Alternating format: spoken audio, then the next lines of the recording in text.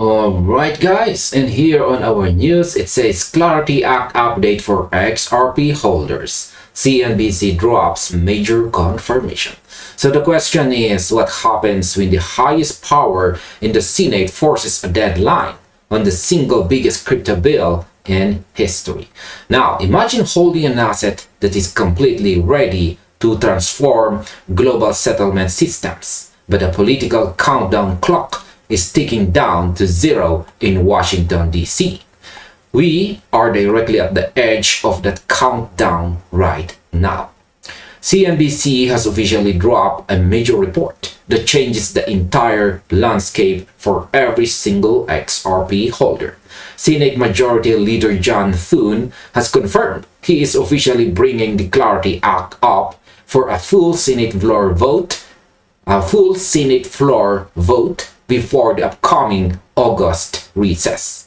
Now, this ends months of wild speculation about whether leadership would act or kick the can down the road.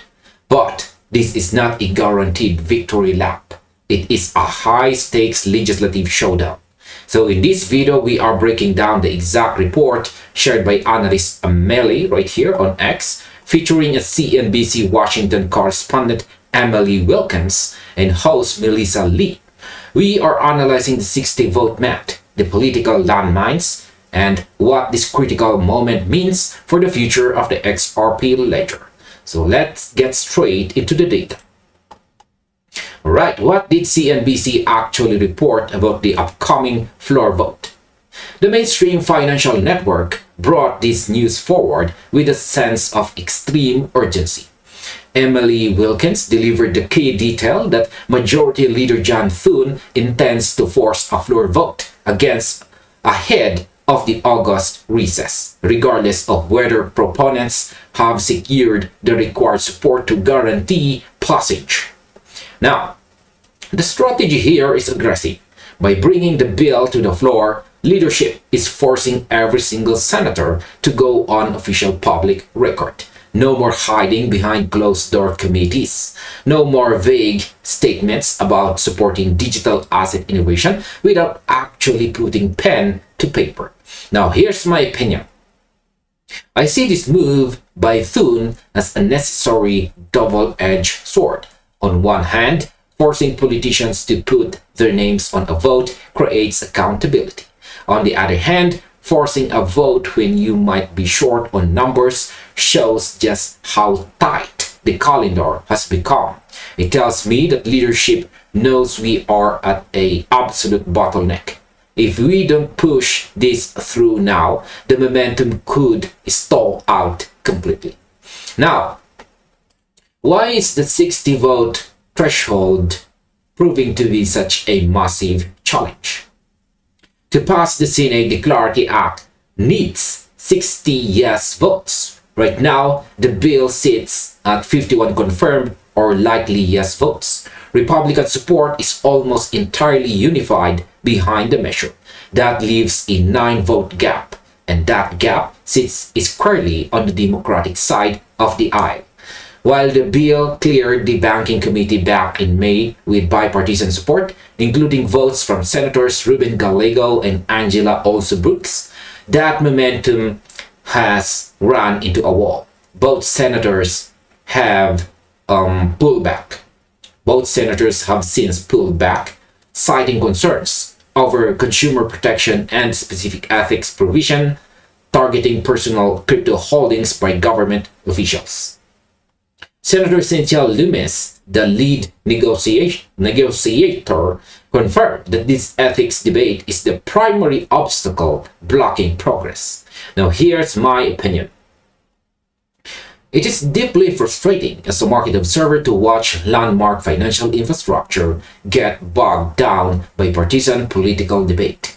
We are talking about a framework that provides structural clarity for cross-border settlement, tokenized capital markets, and institutional liquidity. Yet, the entire industry is being held hostage over internal political squabbles. If Washington wants consumer protection, passing clear rules of the road is the only real way to achieve it. Now, What happens if the Senate leaves for recess on August 8 without passing the bill? The clock is ticking down fast. The Senate is scheduled to depart for its annual recess on August 8. Senator Cynthia Lummis did not hold back when describing the consequences of missing this window. She publicly warned that if the Clarity Act fails to pass before the August recess, the legislative timeline for comprehensive crypto regulation could be pushed back as far as 2030. Now, why such a massive delay? It comes down to the midterm elections in November. Legislative priorities shift completely during election cycles. If the balance of power shifts in the Senate next year, a divided government will naturally prioritize executive oversight over sweeping financial market reform. Now, here's my opinion. The warning from Lummis should serve as a massive reality check for anyone expecting smooth sailing. If this bill gets pushed past the midterms, we enter a dark period of legislative gridlock. As someone analyzing this market, I believe the August 8 deadline is the most critical calendar date for XRP this 2026. A failure to pass doesn't mean XRP dies. The technology and global utility remain untouched, but it means institutional capital in the United States will remain parked on the sidelines far longer than necessary. Now, how is political sentiment impacting the real-world utility of XRP? CNBC reporter Amelie Wilkins highlighted a frustrating pattern. Several lawmakers who expressed verbal support for digital asset innovation refused to back up their words with actual votes.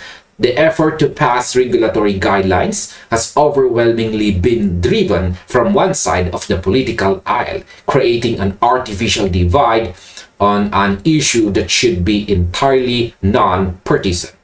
Despite this political friction, the underlying mechanics of the asset haven't changed. Ripple's institutional onboarding, cross-border payment rails, and on-chain liquidity functions are building momentum globally.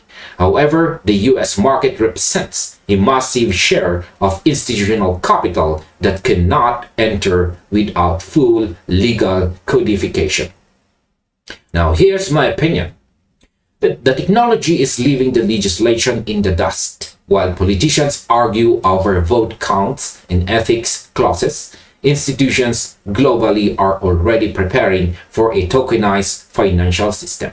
The US risks isolating its own banking sector if it fails to provide a clear legal framework. XRP doesn't need political permission to function globally, but having regulatory green light in the US would trigger an unprecedented wave of institutional adoption. Now, what should market observers watch for in the final countdown to recess? The next few days will feature intense behind-the-scenes negotiations. Senator Tom Tillis is actively working to bridge the gap with key Democrats to find a path forward before time expires. Every eye in the digital asset space will be fixed on Capitol Hill. If Senator Thune brings the bill to the floor, we will finally see who stands for financial progress and who chooses to delay it. Now, here's my opinion. The upcoming roll call vote is the moment of truth. Even if the bill falls short of the 60 votes required, getting every senator on record creates an undeniable benchmark for the upcoming election cycle. Voters and institutional market participants will know exactly where each legislature stands. We are witnessing history in the making, and the outcome over the next few days will set the tone for the entire digital asset landscape for years to come. And finally, here is our overall conclusion. The confirmation drop by CNBC marks a definitive turning point for the Clarity Act and the broader XRP ecosystem. We have reached the final stage of speculation. Senate Majority Leader John Thune forcing a floor vote before the August 8 recess forces every lawmaker to show their hand. While the 60-vote threshold remains a significant hurdle due to ongoing debates over ethics provisions, the outcome of this vote will redefine the regulatory landscape.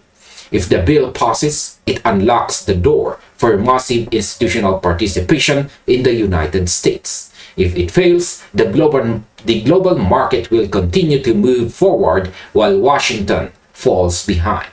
So, our focus remains on data, structural adoption, and real-world utility.